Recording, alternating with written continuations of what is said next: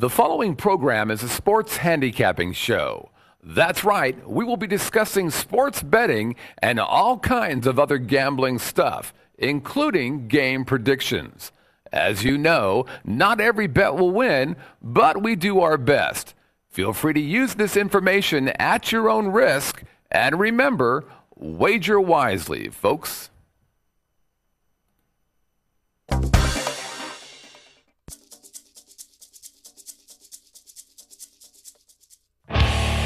Broadcasting from the Vegas Video Network studios, live from the Las Vegas Strip, Covers.com presents Vegas Sports Day. And now from the sports betting capital of the world, here are your hosts, Teddy and the Professor. It's a Wednesday in Sin City, and you are watching Vegas Sports Day, the pulse of the sports betting world. I'm your host, Teddy Covers, joined as always by my esteemed colleague, the Professor, Dave Malinsky. Coming up today, Billy Joel was too short to be a college basketball player, but we're going to talk about how being in a New York state of mind changes the way some teams ratchet up the intensity. When we move to the NBA board, we want to back one team in the nick of time before the market value gets away. And if you're hungry today, Chinese carry-out special. We're going to break down the sweet and the sour as we start winding from 16 teams down in the NCAA tournament. Dave, every day you amaze me. You make me laugh with those, and they're good stuff. They really are. They're not really good stuff. But well, it's a lot better than I was able to come up with the one day that you weren't on the show and I was trying to do the teases. You're good at that. That's a good, legitimate talent that you have, one of many. But the first talent that I want you to share with our viewing audience today is your first take. What'd you see last night that people need to know about? Can Tyreek Evans really be this bad? I mean, very good, talented player. We never got a chance to see how good he could have been in college because he opted out pretty early. But have you noticed what Sacramento has done without him? First two games he doesn't play, back-to-back blowout home wins where they beat the spread by 47 points. So I'm thinking, wow, there's something really being said here. So he comes back last night, plays off the bench. First thing, you take the final score. Okay, they beat Memphis by 9. Maybe it's not all Evans because he's back and they won by 9. Now we take a look inside that box score. When he's on the court for those 23 minutes, they're a -6. When he's not on the court, they're a +15. The last 3 games, when he's been off the court, the team is +50, 5-0. When he's been on the court, they're -6. Could he be a little bit of a cancer in that locker room? Or is he just simply not all that talented? But you know what, right now, if you're coaching that team and you're building to the future, he's not starting again anytime soon. They're playing their best basketball without him. Well, I was watching some NBA. You were watching UMass rally. Sure was. College basketball night for you? Yeah, absolutely. Well, we watched, as I do every night, I got NBA on some of the TVs, college on the rest, or most nights at least, while both leagues are in play, or the college is not a league. You know what I'm talking about.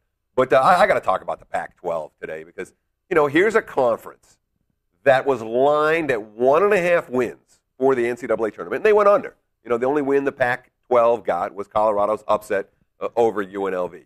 Cal bounced out in the first round, and Colorado bounced out in the second. So one win for the Pac-12 in the big dance. So, and everyone spent all year talking about how bad this conference is, and this team can't win, and that team stinks, and this one sucks. Well, here we are looking at the minor college basketball tournaments, and all of a sudden, the Pac-12, they're crushing everybody. The Pac-12 in position to have multiple teams in New York for the NIT finals. We saw a classic last night, a fun game to watch, Washington and Oregon. So one of the Pac-12 teams eliminated. The other one goes on to New York. Stanford has a chance to join Washington in New York City for the NIT finals next week if they can beat Nevada at home tonight. We have Oregon State and Washington State facing off against one another in the CBI semifinals this evening. One of those two teams going to move on to the finals. It's, Washington, Oregon State, Wazoo, Stanford. So who's crashed and burned out of the Pac-12? Well, Cal didn't get the win. South Florida shut them down. Arizona with a no-show for their NIT opener. But that's it. This is a conference. For all the criticism they've taken, they performed fairly well in these postseason tournaments. We're going to see a handful of Pac-12 teams that you can continue to support over the course of the next couple of 10 days as these minor tournaments move on towards their finals. Okay, so today's show is going to be the first of our 2 Sweet 16 previews. We're going to go through Thursday's games today, and then, of course, Friday's games tomorrow. So we do have a lot of games to get to. But as we saw last night, both in Philadelphia and in Seattle, the Drexel-UMass game, the Washington-Oregon game, teams with a chance to make it to Madison Square Garden for the NIT Finals, well, that lethargic attitude you sometimes see in the first round or the second round of the NITs, nowhere on display at all in last night's contest. 4 teams that really wanted to win and played that way. So now it's a New York state of mind. Let's take a look at these NIT matchups for tonight. Latest numbers before we came on air, Middle Tennessee State, 3.5-point favorite over Minnesota, total 134.5. Stanford, a 6.5-point favorite over Nevada, 138. Now, we've talked about that state of mind a little bit. Everyone wants to go to the Garden. It's one of the keys to the first game, though. Middle Tennessee, if you're given this option, okay, you can get to Madison Square Garden without playing Tennessee, or you can go to Tennessee, win there, and not get to the Garden. What do these kids choose? You know, as we break this one out, we know Minnesota wants to move on. Awfully, awfully strong road showing by them so far. Similar to what UMass did. Because sometimes these teams feel dissed a little bit. Oh, you don't want us in New York? You're making us play 3 straight on the road? Well, we'll show you. But if you're Middle Tennessee, do you come back down off of that Tennessee win? This is one team that might actually have a little bit of a psychological issue in terms of going to New York. Yeah, Middle Tennessee, a real moneymaker for me all year long. Moneymaker for me so far in this tournament. I'm not on them tonight. I wasn't willing to step in front of the Golden Gophers. I think Minnesota has, certainly from a talent perspective, has as much as MTSU. And that team absolutely on a roll. Give Tubby Smith some credit. The Gophers, with all the injuries, with all the attrition that program has suffered, they are playing their best ball of the year right now. A young team that's gotten it together. With Stanford and Nevada, Dave, you and I have a very different read on the Wolfpack from UNR, Nevada Reno. I've liked this team all year. I like their inside-outside play in terms of, they have the strong low post presence. They have the perimeter shooters. They're getting good point guard play. Not necessarily the best defensive Nevada team that we've seen in recent years, but the pedigree's there for the Wolfpack. I wouldn't be surprised at all to see them go to Stanford and hang around for a long time, but that's a Cardinal team as well that's played some good basketball down the stretch. They've taken a lot of money so far this morning. Any opinion on that one at all? Yeah, actually, Nevada becomes very tempting at 7. And the reason I didn't like them, we talked about New Mexico State last week also. Actually, we talked about them before the conference tournament and last week. You got a lot of talent for New Mexico State and Nevada, but it's fingernails on chalkboard basketball. Bad shot selection, just real erratic, sloppy play on the court, but could be very alive tonight. Stanford doesn't bring any overwhelming talent. NBA scouts have no reason to go to a Stanford game, so they're not going to overpower someone. But here's what's interesting about the Nevada game. It's not that far of a drive from Reno to the Bay Area. If you saw Stanford play Illinois State on Monday, you knew that there were a lot of tickets available. It's possible. Now, Stanford will have more fans, but because the fans that are making the trip might be a little bit louder, it's possible when you hear a shot go in the basket, you're not going to know which team made it. It's possible Nevada's fans could be just as loud as the Stanford fans. So here's a game where there's not an overwhelming favorite in terms of athleticism. There's not that much home court advantage. And if you're Nevada, yes, you would like to go to Madison Square Garden. If those 7s show up later in the day, we're going to probably look to grab one of them. So, and there's another game worth talking about for tonight.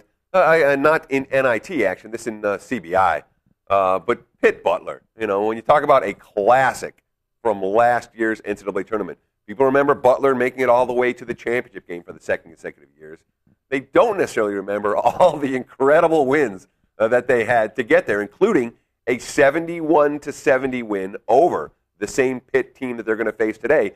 A game in which both teams committed egregious errors in the final 2 seconds when it came to fouling.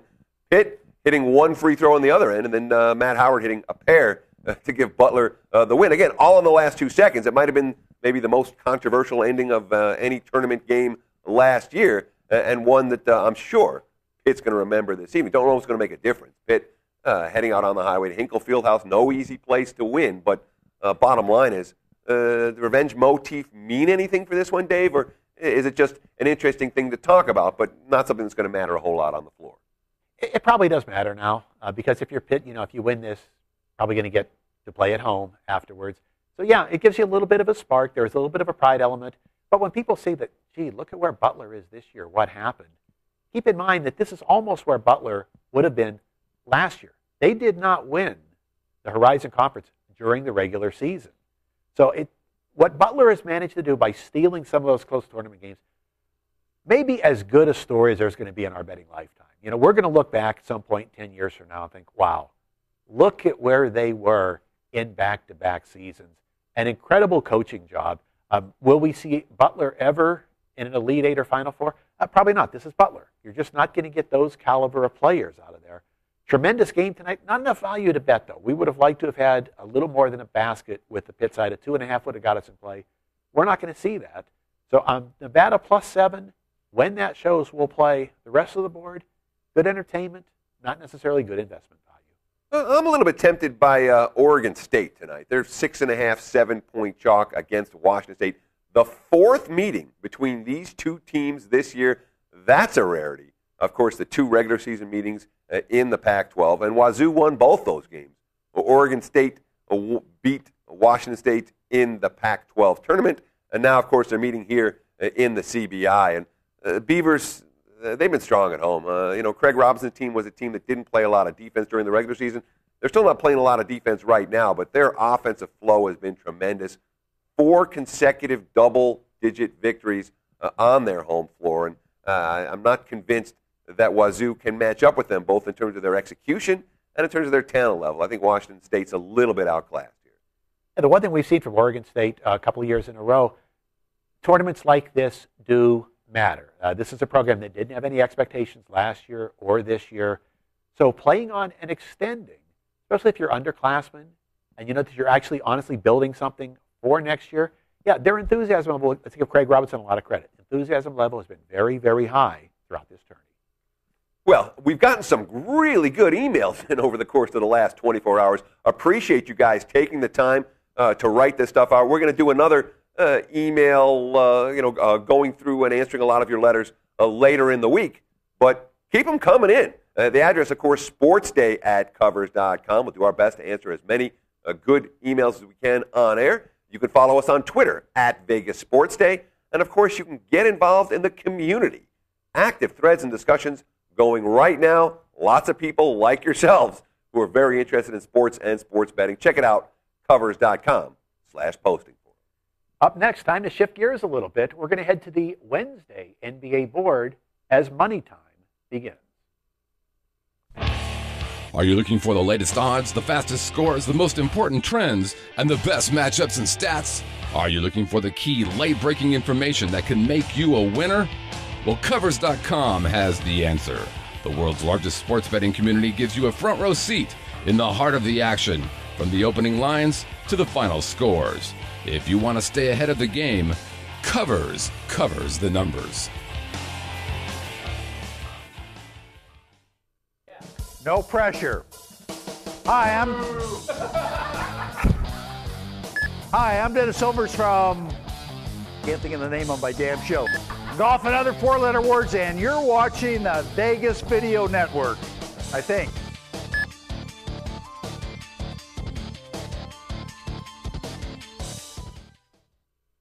All right, guys, let's get right to it. It's money time.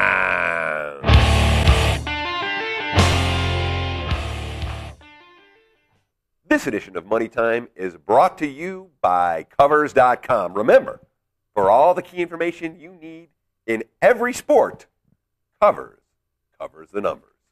Let's start tonight in Philadelphia for the ESPN showdown between the two of the top 3 teams in the Atlantic Division. We have the Philadelphia 76ers -4.5 against the suddenly resurgent New York Knickerbockers. And here come the Knicks, 4-0 straight up, 4-0 against the spread since Mike Woodson took over for Mike D'Antoni, plus 75 points against the spread in those 4 ball games. Not only are they winning, they're winning by big margins. Not the toughest of slates just yet. 2 games against Indiana. We saw them beat Toronto. This is a step up in class for New York compared to what they have been doing. But anytime a team is covering the spread by 70, a combined total of 75 points over a 4-game span following a coaching change, it's telling us maybe the full season power rating numbers, the current power rating numbers on New York, not quite what they should be. And Mike Woodson, here's a guy, a former Atlanta Hawks head coach, and a guy who had a reputation with Atlanta as being a defensive-minded coach. In many ways, the Hawks, may have been why they ended up getting rid of him, besides the fact he couldn't get him out of the second round of the playoffs, but looking for a change. But he's a guy that brings a defensive mentality. And the Knicks as a team, without Mike D'Antoni, have a legitimate defensive presence right now. Obviously, they signed Tyson Chandler as a low-post behemoth in order to provide that defensive approach. And now, with Chandler and with Woodson, all of a sudden, 88 points per game allowed during this span. And plus 29 on the boards. Both those factors, the Knicks were getting out-rebounded. They weren't playing any defense under D'Antoni. Now, they're doing both. And one of the final dark moments of the D'Antoni era was a bad blowout loss at the hands of Philly just a couple of weeks ago. A loss that the Knicks certainly remember and are looking to avenge this evening. So here we go again with the 76ers. And if you've been following the show, there have been ideal play on and play against scenarios because there's been a perfect pattern that's developed with them. Is there a better coach team in the NBA? Maybe not. And we could talk about Chicago and a few at the top that play dynamically. But in terms of getting the most out of what you have to work with, Doug Collins wins the chess matches. So when his talent is equal or better than the other side, just play them right off their feet. But when they have to step up, see, you know what? Philadelphia is still a limited team. Now, we talked about the close encounters aspect of Philly. Let's look at it a different way this year. Let's break it down as how have the 76ers done against teams that would be heading to the playoffs if the season ended right now, the Knicks being one of those, and how have they fared against teams who would not be heading to the playoffs? Boy, is there a dramatic difference. You'll see the straight-ups are almost the distribution you'd expect. Naturally, 8-15 against playoff teams, 18-5 against non. Sure, you're going to win more games against weaker teams. Look at the point spreads, though. And that's where this is so significant. Only 7-16 against the spread against playoff teams. Against non-playoff teams, 17-5-1. What ends up happening? We tell you so many times, overall power ratings drive the marketplace. These power ratings on Philly balance out to where the odds makers don't adjust properly. If you blow out weak teams and get blown out by good teams, they balance in there. So what's supposed to happen here? The line's supposed to be maybe 2.5, 3. There's a recognition. Wait a minute, you do not step up well there. Remember Monday night when we played Philadelphia against Charlotte, that's a line that should have been 11.5 or 12 instead of the 9.5s that were out there. They're not adjusting properly for that breakdown because the overall power rating keeps balancing itself out. Yeah, I mean, I've certainly, when I look at my hard numbers for the NBA from a power rating perspective, I don't think I've moved Philadelphia in 2 months. They're sitting there right where they've been, as a good team, not a great one, not a bad one, a good team, and it really hasn't changed, not even a point over multiple months. So, well, yeah, they do balance each other out, but in this instance, we have to look at the Knicks as a playoff caliber team. They would be in the playoffs if the season ended today, and the way they're playing, they could be moving up in the standings as opposed to moving down. Knicks coming in here second night of back-to-backs. That may not be a bad thing this evening because you get the added market value from that situation. And really, they had 2 full days off before playing Toronto last night. No one on the floor for the Knicks played more than 34 minutes of court time, so they're going to be relatively fresh for a second night of back-to-back situations here, and obviously very minor travel going from New York to Philly. Meanwhile, for the Sixers, this is their 9th court change in their last 10 games. And listen to this little tidbit. Dave gave you one with the records against playoff teams versus non-playoff teams. How about this? Philly as a short favorite of 5 points or less this year. They've been in that role 11 times. They've lost 7 of those 11 games in outright fashion. Let's go to the ESPN nightcap tonight. We've got the Lakers heading to Dallas. Dallas right now a 4.5-point favorite. Double revenge for the Mavericks. Got bounced twice by the Lakers so far, including one ugly blowout. But Dallas seemingly at what should have been a low ebb for them. You got to play San Antonio and Denver without Sean Marion, without Brendan Haywood. They reach back, they find a chemistry, they get the win. Now they get a day off. Maybe get Marion back tonight. Haywood's still not playing. Marion is going to try to give it a go. Lakers become the issue here. Only 3-8 against the spread in the second game of back-to-backs on the road this year. Sign of a team with some age issues. But you know who's really looking old right now? Kobe Bryant. On February 1st, Kobe was shooting 45.5% from the field. Since February 1st, down to 40.3 over a month and a half. And look at these last two games. Ugly Laker losses to Utah and to Houston. About 13 out of 47 from the field with 10 turnovers. Kobe looking a little bit old on offense. And maybe could we make the case that even on defense, those legs aren't quite there anymore? Well, I mean, when we look at the Lakers, how were they winning games through the first couple of months of the season? Defense. Their defense was very good. Mike Brown came in with that defensive approach and a defensive mentality, and the Sixers were buying in.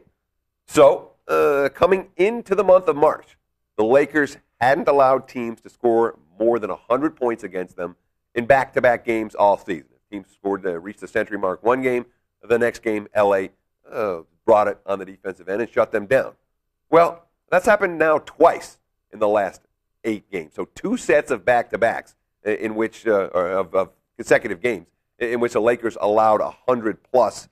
And the teams that they gave up 100-plus to in those contests, we're not talking about the juggernauts. We're not talking about the elite teams of the NBA here. The Rockets, the Jazz, the T-Wolves, and the Wizards. All right. They allowed 34 points in the fourth quarter last night. Game on the line against the Rockets. Houston playing without their entire starting backcourt. Lakers give up 34 points. Can't get a stop when it matters. Here's a quote from Mike Brown. This one speaks volumes. Quote, "Our defense is the worst it's been all year. The last 7 or 8 games, we just haven't been playing well defensively. We score 104 points in a regulation game. We shoot 51% from the field. And, of course, we lose. Are you kidding me? So, if you're old and struggling and don't have good depth and aren't playing good offense and aren't playing good defense, are you really going to turn this around second night of back-to-backs on the road? I'm not so sure." But we're not sure Dallas, because of the injuries up front, bring the value that we want to be able to step in. But where we can step in tonight, give us the Knicks plus that 4.5, and maybe even look for a little bit of money line there. Nothing preventing the Knicks from winning this game. Keep in mind that Philadelphia has continually struggled to close out games against good teams. They don't have that go-to guy at the end of a close game. The Knicks do. And now that the Knicks are willing to D up a little bit on the other end in these close games, maybe a better team than Philadelphia. So if we can take 4.5 with the team with the chip on their shoulder, playing better basketball, yeah, we take that one to the window. Up next, it's time for the Sweet 16 previews to begin. We're going to go to Thursday night in Boston when we come right back here on Vegas Sports Day. Livestream is your premier place to watch live events on the web, mobile devices, and connected TVs. See new events daily or broadcast your own at livestream.com. Livestream. Be there. This is David Ivey from Pub Crawl. It's funny because this is David from... You should just leave it on. Hi, I'm David Ivey from Pub Crawl, and you're watching the Vegas Video Network.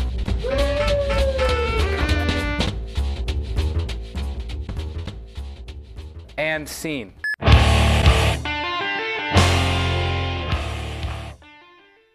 Let's go to the East Regional in Boston. A couple of games on Thursday night to break down. Let's flash those lines for you. Syracuse, a -3.5 over Wisconsin. Total there, 120 and a hook. And Ohio State laying 8 to Cincinnati. Total there, 129 and a half. Let's start with Syracuse whiskey. And we talk about Syracuse's 2-3 matchup zone a lot. Jim Boeheim, I don't know. That's all people mention. Oh, Jim Boeheim and his 2-3 matchup zone. Like it's some unbelievable defense that no one else in the country does. No, teams do it, but where does that defense have its biggest edge? It has its biggest edge against teams that do not control the low post, that can't bang on the inside because the orange defense will get out on those perimeter shooters. They don't have to collapse to protect the paint. And Wisconsin, not a team with a dominating low post presence by any stretch of the imagination.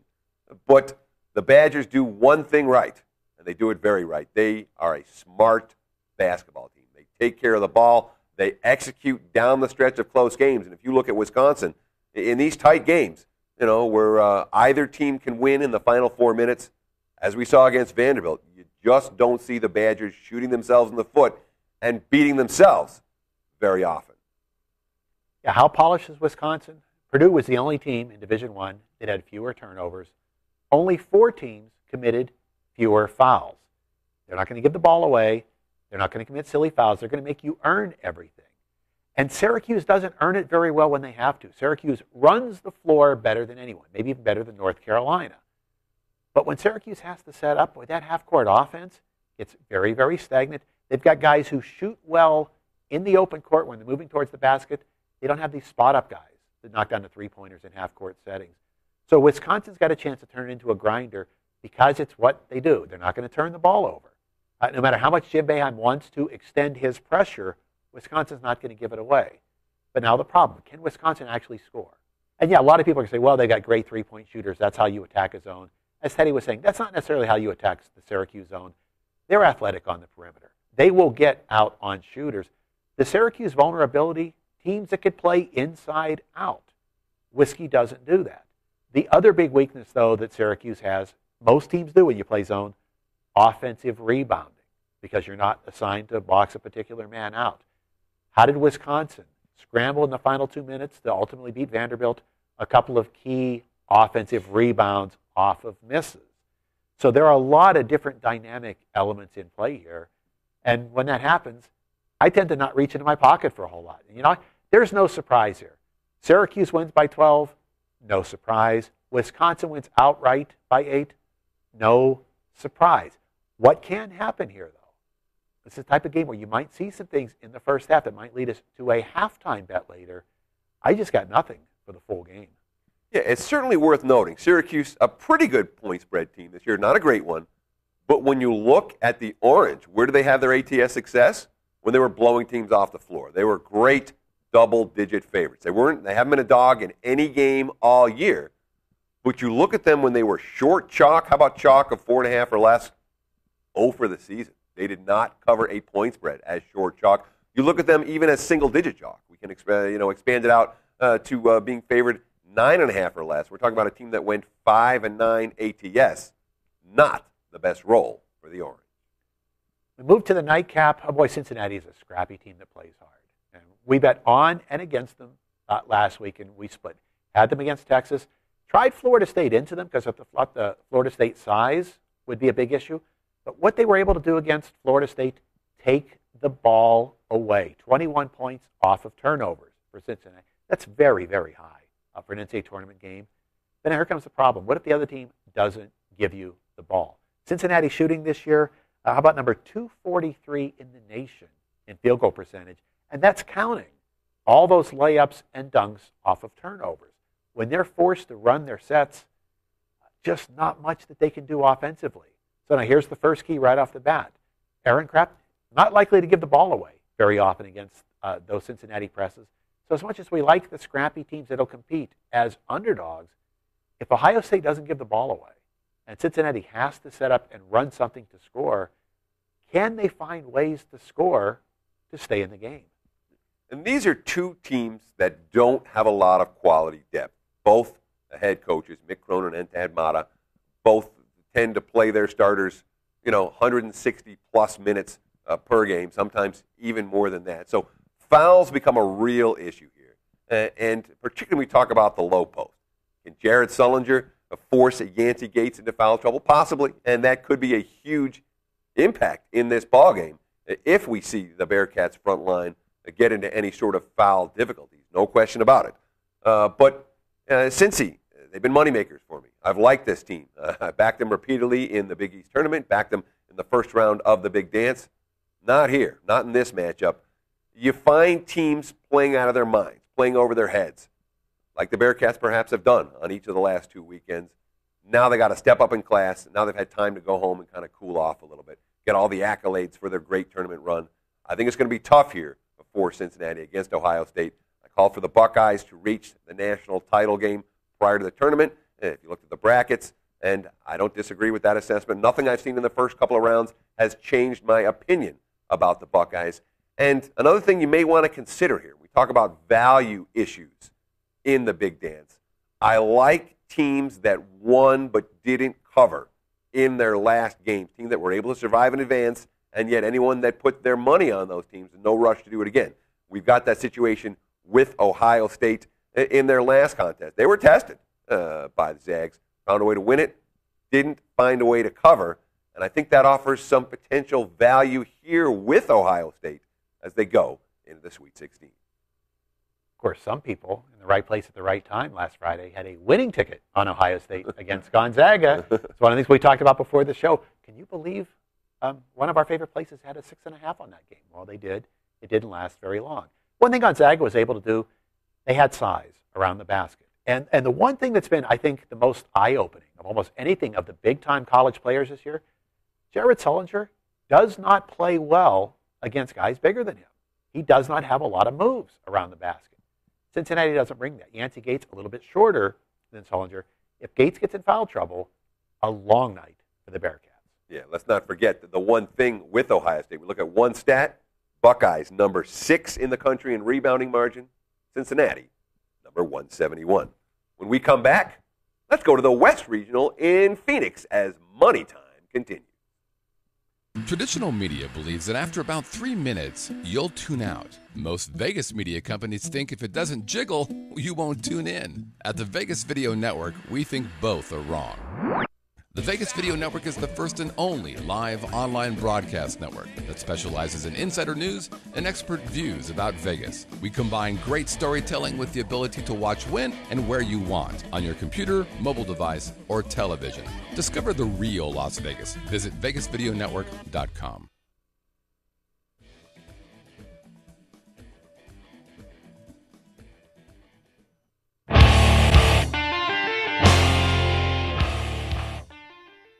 All right, let's go to the West Regional in Phoenix, Arizona, and take a look at the lines for Thursday night's 2 West Region Sweet 16 matchups. I don't know. Michigan State right now, 5-point favorites over Louisville. Total there, $125.5. Marquette -1.5 against Florida. Total there, that's a high one, 146. And, let's start with the first one. Michigan State versus Louisville. Rick Pitino, he's been a pretty darn good underdog coach over the years, with pretty darn good underdog coach throughout his run in the Big East tournament. And he's a guy who I like to take points with. His teams are tough. His teams rebound. His teams defend. But the one thing this Louisville team has not done well in 2012 is make shots. Ugly offensive numbers.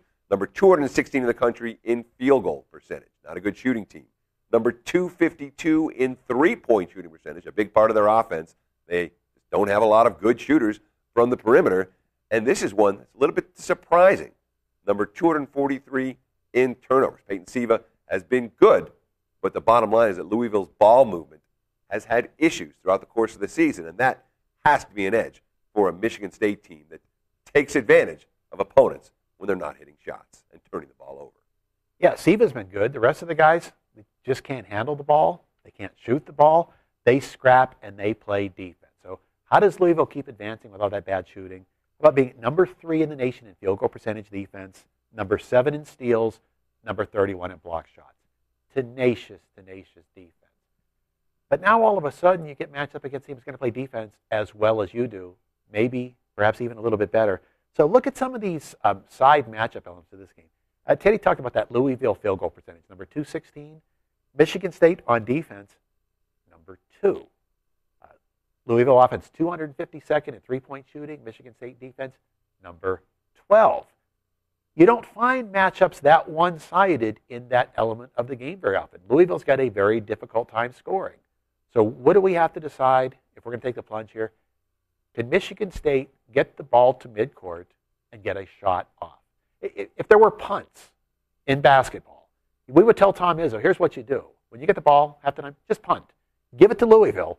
Force them to do something, and you're going to get rebounds and runouts off of their misses to go down and score. Because one thing Michigan State does well, they transition the ball well from defense to offense. But can they keep from turning the ball over? That's a big issue. The backcourt for Michigan State, with the ball, a little bit erratic.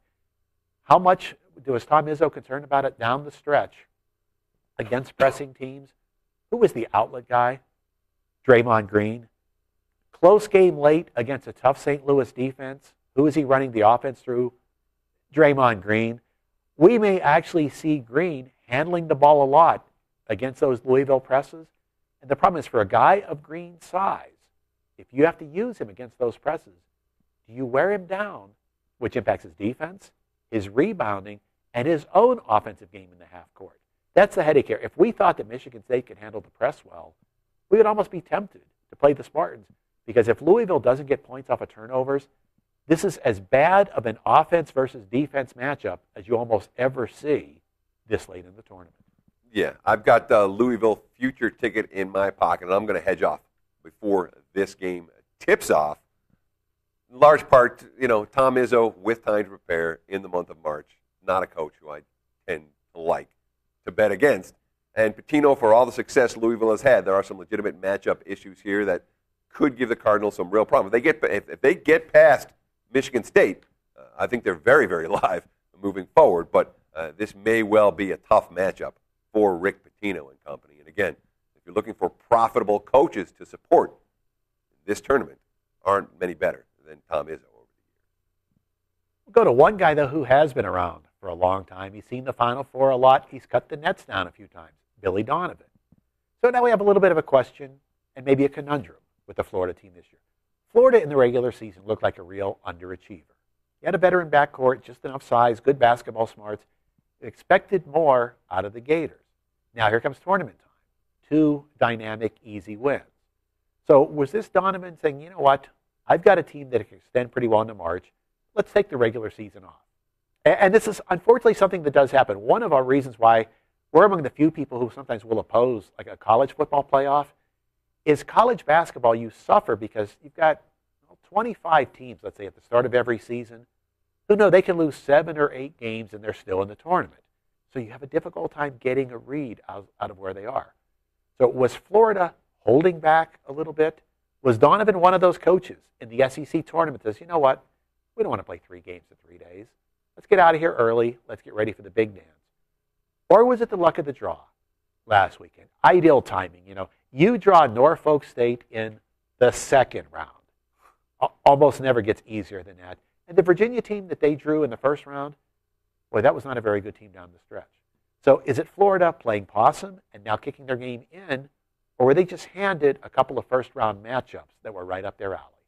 I mean, I personally, as a handicapper, sometimes you get disgusted with yourself, and I was disgusted with myself for not using the Florida Gators against Norfolk State in the second round, an ideal matchup against a team that just played the best game of their lives to knock off Missouri. And what was it, 28-6, the first 10 minutes of that ball game. And the rest of the game was garbage time, much like the game against Virginia. It turned out to be garbage time late, back-to-back blowout wins for the Gators. So a team with a little bit of confidence now.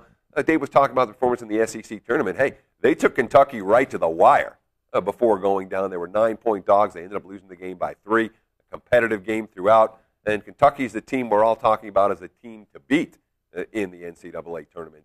The fact that Florida hung tough with them on a quote-unquote neutral floor with all Kentucky fans there speaks volumes about what this team is capable of doing right about now. But let's not sell Marquette short. Marquette, the Big East has so many good teams. Marquette tends to get overlooked.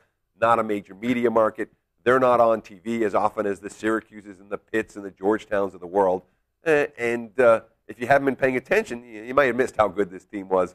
Again, their stars have played like stars. There wasn't a player in college basketball that had a better opening weekend of the tournament than Jay Crowder did last week. They're tough. They're smart. They're gritty. Just don't know if they're as talented as Florida necessarily. Yeah, sure, Florida's a 7 seed. That doesn't matter now. See, when we start talking about seeding issues, that's for your talking heads on TV to talk about. We talk about point spreads here, and obviously the point spread is saying Florida not really playing like a 7 seed right about now. what we're going to focus on in this one, and I think it will be the telling tale here. First time we see a loose ball, who gets it? Second time we see a loose ball, who gets it? Because if there is a matchup advantage that someone could take advantage of here, Marquette, they're tough. They're tenacious. You talk about that boxing aspect of pound for pound. You know, this guy's the toughest. You know what? Pound for pound, Marquette's probably the toughest team in the NCAA. They win on grit. If you saw them against Murray State Saturday, they outworked Murray. They were just so tenacious. But again, because of these various components, like some of the other games here, we've got difficult brackets in this round. We've got some pretty tough lines that have been set. But now let's get down to business. We're going to be back on Friday, and we're going to talk about finals in Boston and finals in Phoenix. Who are we talking about on Friday? That's a good question. You know, I mean, obviously we spent the last few moments. They'd like a good answer. Yeah, I know. And if I had a great answer for him, I would certainly give it to him. But the bottom line, for Friday, who are we going to be talking about? I wouldn't be surprised at all to see Louisville, Florida. I wouldn't be surprised to see Michigan State. I think Florida is the way I'm going to go there. First game at the current number, I don't expect to get involved. But the bottom line is we're talking about between the two games, 6.5 points worth of point spread. If you're taking dogs here, you may want to be looking at money lines. If you're taking favorites, you may want to be looking at money lines as well. I think we're going to see tight games in both contests, and it's going to come down to late game execution. So slight lean towards Sparty, slight lean towards the Gators. We'll take a little bit of that plus 125 you can get on Michigan State to win this bracket. And defensively, they can choke Louisville off. If it's Marquette, they're a little too physical. And if it's Florida, they're just too tough. They would out-tough Florida. So we sort of like Michigan State to weave their way through this bracket. Boston, a little different story. Yeah, we're going to be talking about Ohio State Friday. Cincinnati can scrap, can compete, can play hard. That's a tough game for them to win. But who is Ohio State going to be playing? Look, Syracuse, Wisconsin is a wild card. Either team could win this game easily, and it just wouldn't be a surprise. This is one of these if you had like reverse action points. Yeah, we might bet that, it's going to fall way off the spread, maybe a pleaser opportunity, not a teaser. We're talking about Ohio State Friday. I don't know who the other one's going to be. Yeah, I'm with you 100% when it comes to the Buckeyes, Dave. But for the other game, lean Syracuse. I don't know if I'm going to get to be able to pull the trigger on that one. That number's going to have to come down before I take money out of my pocket to bet it on the orange. But I'm also with you 100% when it comes to Michigan State to win this region. I've got a nice Louisville future ticket. I've got a nice Florida future ticket. And I'm going to hedge off some of that, lock in a profit, expecting the Spartans to win, or asking the Spartans to win, or asking them not to win and me to lose those bets so I can cash better bets down the line. But I'm protecting myself in case Michigan State's wins against the Sweet 16 matchup and see if we can have 3 of the 4 teams live. And again, in terms of the Ohio State-Cincinnati game, I'm not looking for an upset there. I look for the chalk to come through, at least in straight-up fashion. And that's going to wrap. Oh, you got more? No. All right. Well, that's going to wrap it up then for the Wednesday edition. Thank you so much for taking time out of your busy day to spend with us. From Malinsky, I'm Savransky. Enjoy the game. I had